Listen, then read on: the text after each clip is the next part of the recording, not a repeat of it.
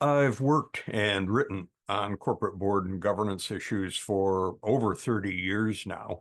I started as editor of the Corporate Board magazine in 1991. In 97, I also launched my own sort of side hustle publication, Boardroom Insider, which looked a little bit more at the nuts and bolts of what I call boardsmanship, how to run a board of directors effectively and the problems that can arise.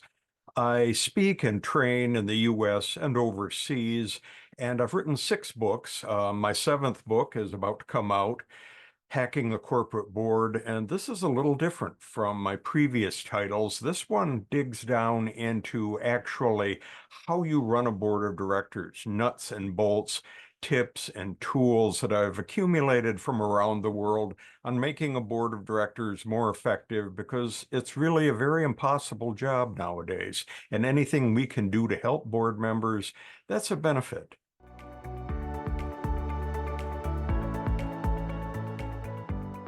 The problem with corporate boards goes back to the beginning.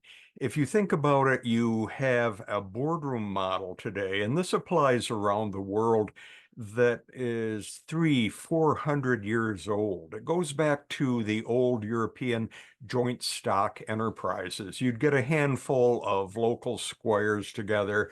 They'd contribute a few pounds or marks, whatever the local currency was, to build a ship or to build a turnpike or some minor enterprise. Hopefully, they'd cash out with a profit at the end. If it went bankrupt, the limited liability part would protect them. And that was good for smaller, simple enterprises or some that might have been backed by the government's crown of the day. Flash forward 400 years, now we have corporations with billions, even trillions in capitalization, thousands of employees around the world, huge multinational organizations. But the model for governing them is still a handful of people in the boardroom getting together and trying to make sense of it all. And in fact, the modern board of directors has one disadvantage that those squires of a few hundred years ago didn't. They're not hands-on owners. They're amateurs in the organization, part-timers. They mean well, but they're dealing with full-time employees who run the operation, know how everything goes, and the members of the board have to try to monitor that and make sure everything's in compliance and come up with good strategies for dealing with it. The odds are hopelessly against them.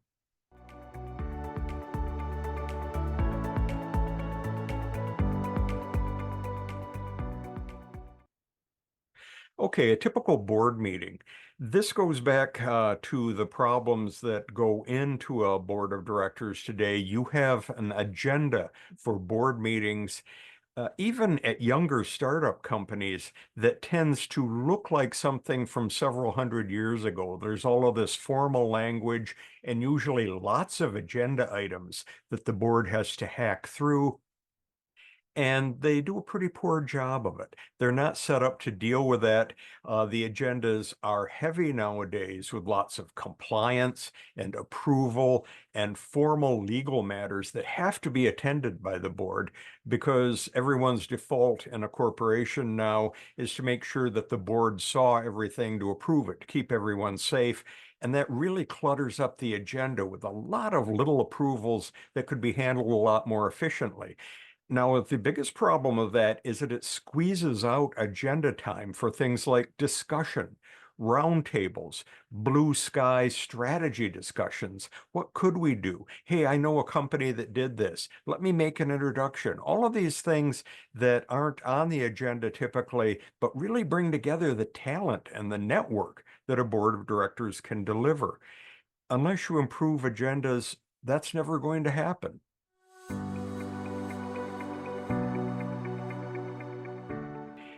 One of the problems that I've encountered is that the board of directors meeting is everybody's last priority.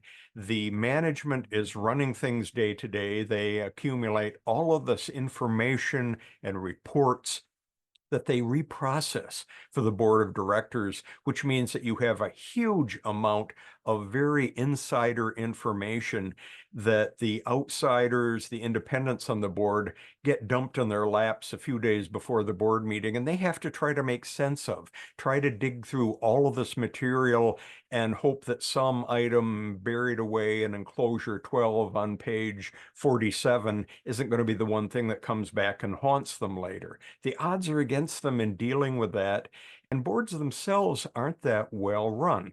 There is virtually no training for chairing a board of directors.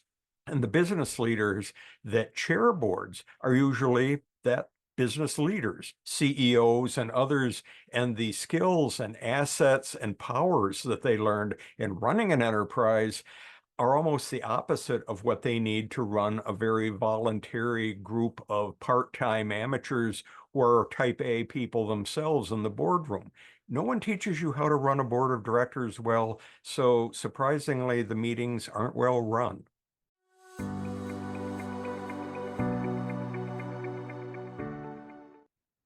My new book, Hacking the Boardroom, is sort of a labor of love. As I said, I've been working in the US and overseas. I do a lot of training and speaking. I try to sweep together all of the ideas that individual boards have come up with to make their boards and their meetings more effective. This is still sort of a cottage industry, and you'll have boards who found a brilliant way of saving some time or doing something better that never goes beyond their boardroom. Someone needs to bring all of these ideas, I call them hacks, together for making a board a little more survivable in one place. That's what I'm doing with Hacking the Boardroom.